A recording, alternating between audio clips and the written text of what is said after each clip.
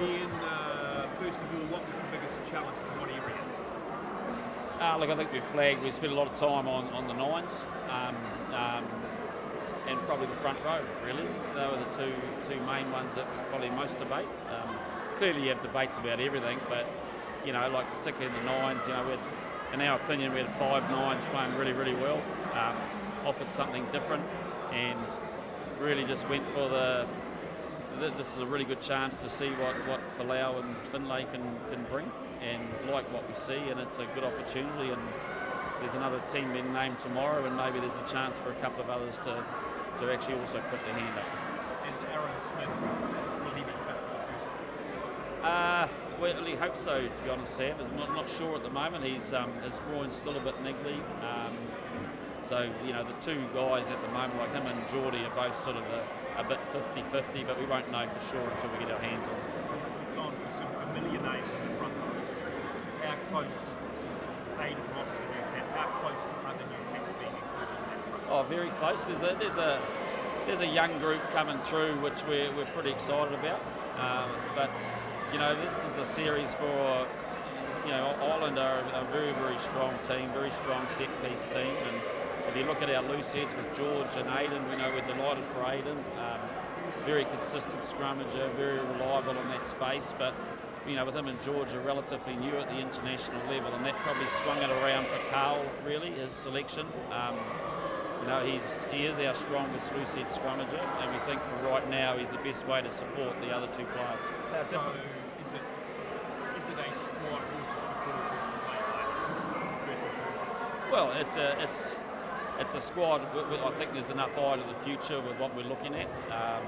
6 new players, and you talk about the front row. Well, there's still space for Aiden to come into that, which we're delighted about. But there's a little bit of pragmatism about it, and it's getting the balance between making sure that we give the new players the best opportunity to play well by having a bit of experience around them. How difficult was the phone call to TJ, and what was the message to him as to what he needs to do to try and break back into the squad? I'm not going to talk specifically about those conversations in detail, really, but what I would say is that I think I had 9 conversations yesterday with All Blacks from last year who weren't named today, and they were really tough, but they're great men, and you could feel the passion on the end of the phone call, and each, I know, will have a desire to get back in here, and we've got to make sure that we're part of that plan by giving them the direction that they need. So, a lot of hurt, no doubt. Ethan de Groot, another that misses out, that was part of that squad last year. What was the reason behind his omission? Well, like I said, I'm not going to talk too much detail about the conversations we had. Needless to say, they've got a plan going forward. But I think when it came to loose heads, we've been really impressed with George Bauer. We believe that Aiden Ross has gone up a couple of cogs again at scrum time. And we know that Carl's probably our number 1 loose head scrummager. So in that particular aspect, he's going to bring a bit of experience to those other two. With Ethan, we think he can get fitter. We think there's more to him about getting up off the ground and getting involved, and we've got a very high regard for him, but now we'll put a plan in place to give him an opportunity to come back. How much of a balancing act is it thinking ahead to next year, but also having to win tests which the public demand? Well, it's pretty simple. You've got to win now and win later, don't you? And so everything we do is with that in mind. So but our job is to pick for the now and the future at the same time, and I think in our mind we've got a nice balance in that space, and I know that you inject a little bit of new talent in there, people who've earned their right to be named. That has quite a significant impact on the others in the group, and so sometimes it's a matter of relying on a new energy to actually bring a little bit more out of the players that have been there a little while. So there's a test for a few, the next sort of 3 or 4 months are going to be vital for some players to keep making sure that they are making the gains and progress, because there's still 2 more squads to be named. So what have you liked about Roger Tuivasa-Sheck and his Super Rugby season? Oh, he's just getting better.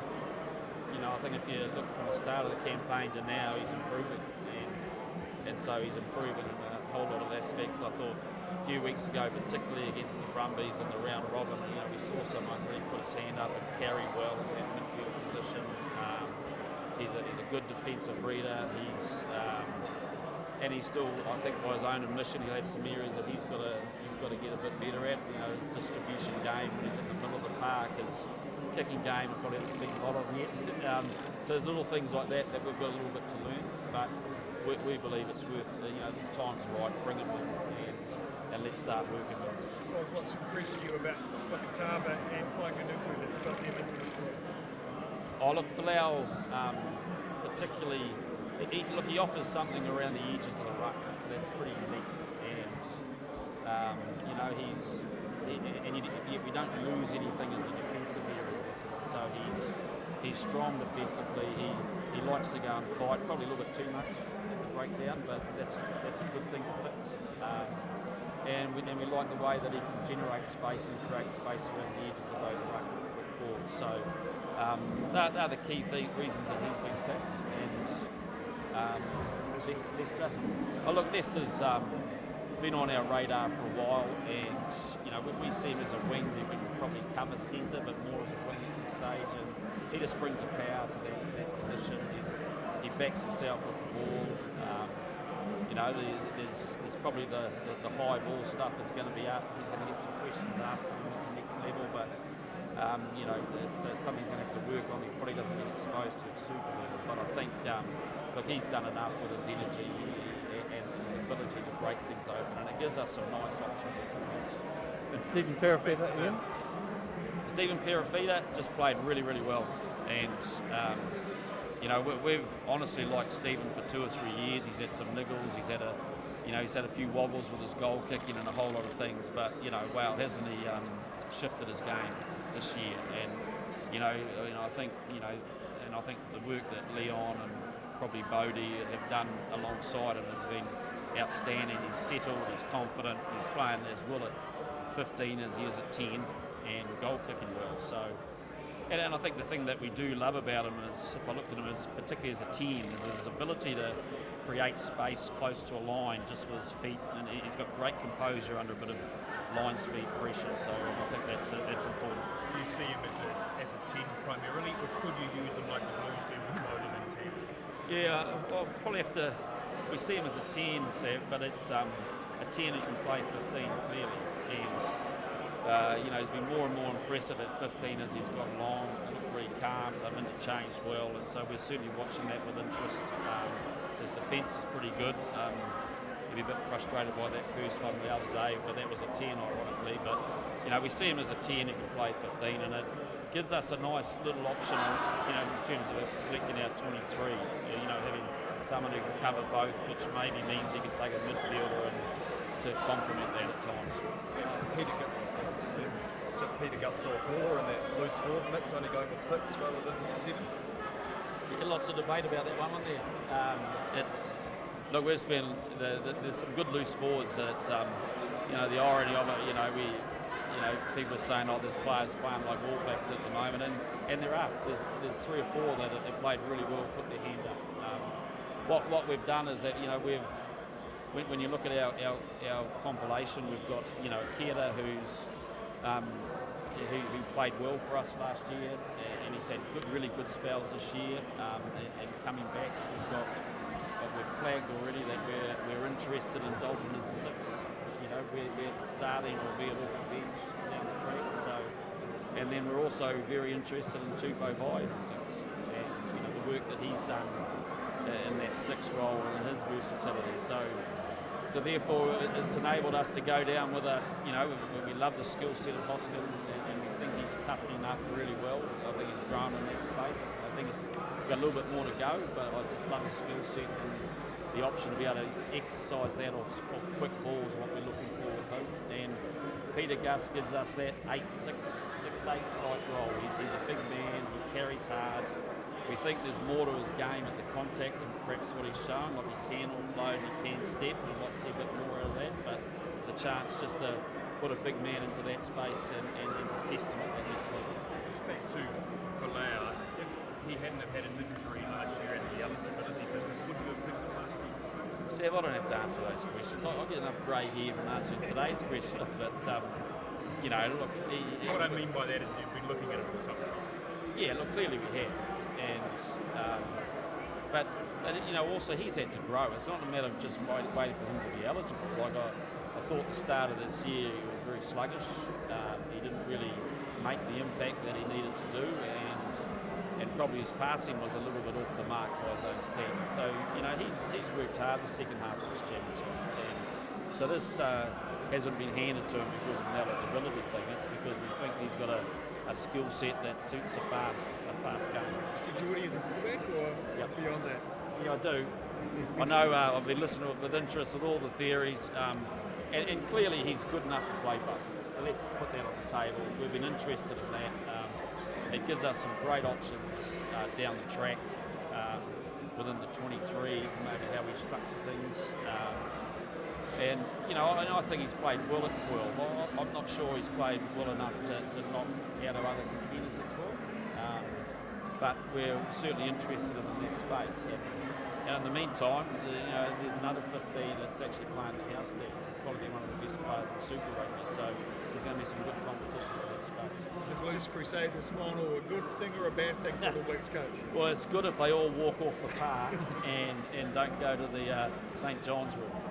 But you know, look, we're delighted. We want to see we want to see players on the big stage. It's like in many ways we know it's unfortunate we've had to name a team. You know, we've had to do this before, but calendars dictate that. We haven't been able to have access to the players. We haven't even had a camp yet, so it is what it is. But you know, we're delighted that there's going to be those two teams in the final.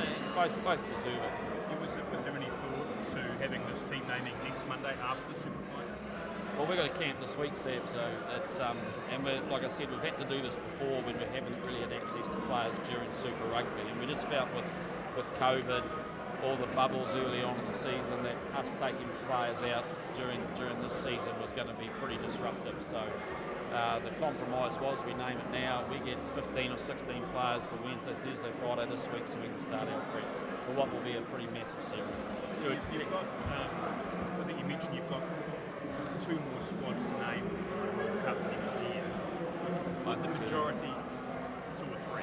Yeah, 4. Would the majority of these players named today make that World Cup squad, or is it just too early? Too early? Look, it's too early, but you know, we're not. You know, I think like we said last year, we had a lot of players last year with COVID and the travel and all that stuff. So, you know, this year's about narrowing it down, getting the combinations that we really want. So, it's a great advantage to be named. Do you expect much the same of what you ran into in Dublin in a few weeks' time? Yeah, I do. You know, you watch them continue their form in the Six Nations. They're a polished unit. They're very confident and you know, deserve a lot of respect. And again, it's look, I think it's ideal for us because it's you know, we played a lot of rugby away from home. We had a great time last year. We tripped up in the last 2 and that hurt.